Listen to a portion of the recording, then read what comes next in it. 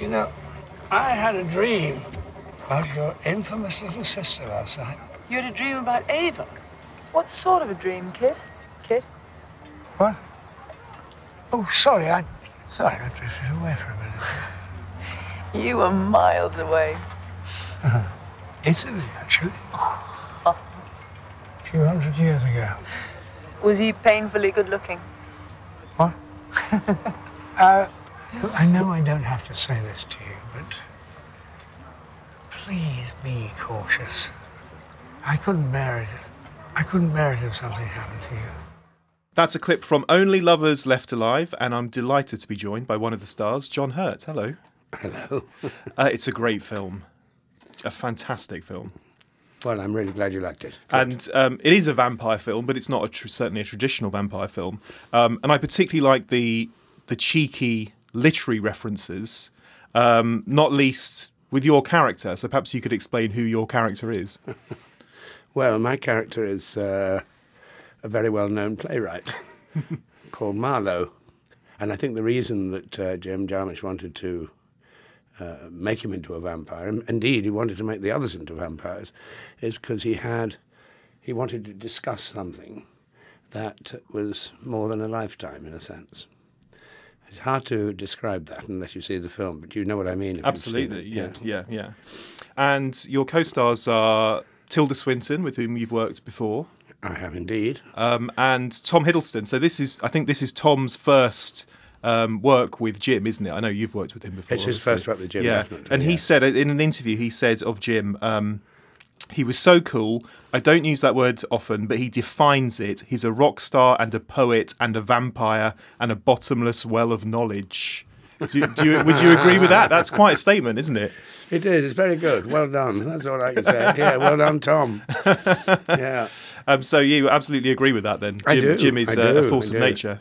He really is, yes. I mean, he's the director that if he calls up and says, I'm thinking of making a film and I'd like you to do it, I said, where? When? You don't say, what is it? Or can I see the script? Probably isn't a script anyway. Now, you first worked with Jim in the mid-90s on Dead Man. Have you noticed a big change in the way that he makes films since then? No, well, I mean, it depends what you mean by a big change, because he's never does. I don't think he works the same way twice. I think it's the piece that dictates to him how he's going to do it, you know, and probably the people in it as well. Though he does tend to keep a pretty solid repertory of players. But I no, he doesn't work the same way. Not on any of the three things that I've done with him. Which is what makes him such an interesting filmmaker. Yeah. And Tilda Swinton, you've worked with again, I think, on a film called Snowpiercer. We did that indeed. We enjoyed that hugely. Yeah, what can you say about that? Because I think people in France might have seen it already, and I think in Korea as well. Yeah, but it hasn't come out over here yet. We should have seen it here if it wasn't for Harvey Weinstein. Yeah, what's the story behind that then? Well, the story was that he wanted to cut, I think, quarter of an hour, 20 minutes out of it, which I think would have been a disaster. And I don't know what he would have... Well, I do know what he would have cut. He would have cut the character stuff, you know, and kept the action. But unfortunately, the two play absolutely with each other. It would have been a disaster. But anyway, it's been settled now. And Harvey has agreed not to cut it. So we will be seeing it soon? I hope so, because he's got to find another way of selling it now. Because he was going to open on a big blanket 600 cinemas, you know, in the States, that is. And what is the film? Can you tell us a bit about it, who you play? It's based on a comic book, I think, isn't it? They don't like to say that, do they? Oh, okay. I think they like to call them graphic novels. It's a graphic novel, okay. Yes, it's based on a French graphic novel written in the 1980s.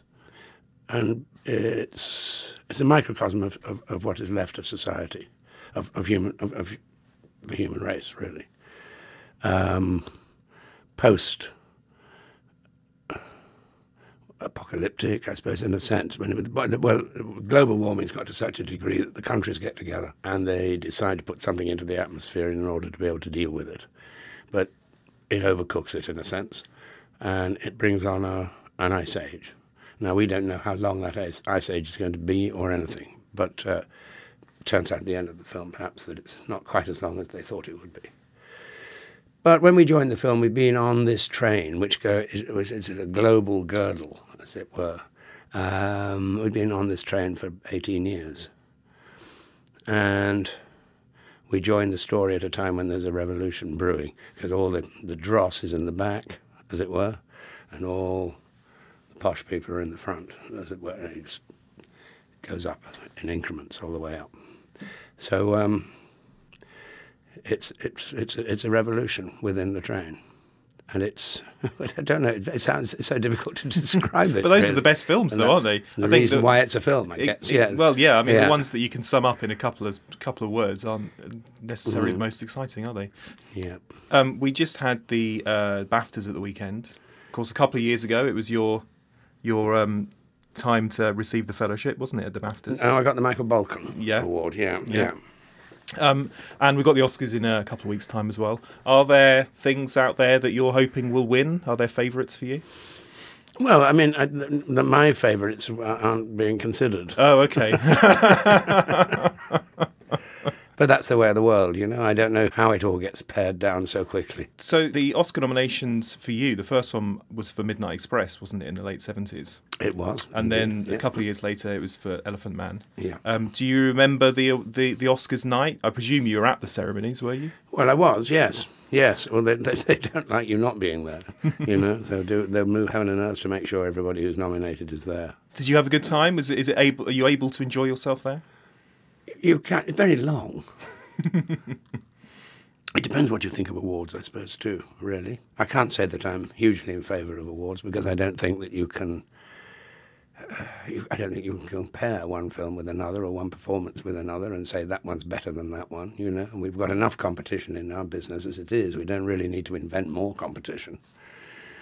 But on the other hand, the audiences love it, so you can't deny the audiences, can you?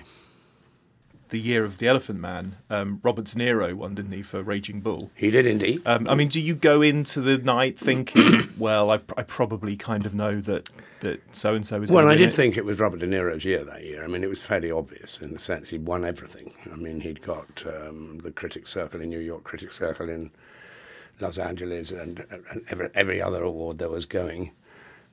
Robert got it, so... But yes, and indeed, I mean, when I got there, one of the producer, I can't remember exactly what he'd produced, but anyway, he said, "Well, John, it's great you're over here, but I tell you what, I don't think you're going to get it." And I agreed with him. I said, "Well, I don't think I'm going to get it either. I think Robert De Niro is going to get it. But just out of interest, why do you say that?" And he said, "Well, John, no one can see who you are." This is the Elephant Man, so. Which I rather naively said, well, I thought that was the point. But that's very interesting, isn't it? Because he said afterwards that there isn't an actor in America that would have done it with the face completely concealed. It's lovely to meet you. Only Lovers Left Alive is out this week. Great. Fantastic film. Good, and I'm so glad you like it. And good to see you. Thank you very much. Got a nice following, and I'm delighted. I hope people enjoy it.